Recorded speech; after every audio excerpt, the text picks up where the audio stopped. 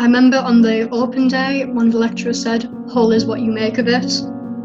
If you choose to just do a degree, that is completely fine and they will support you.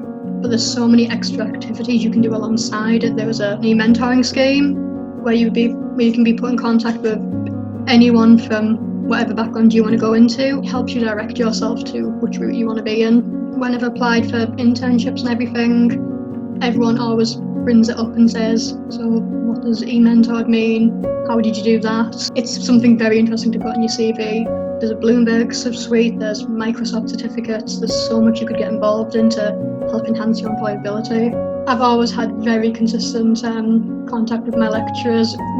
Whatever time I message them, I can expect a reply within a couple hours. They always make sure they're well on hand. Hull is one of the best decisions I ever made in my life. I really couldn't have chosen a better university to go to.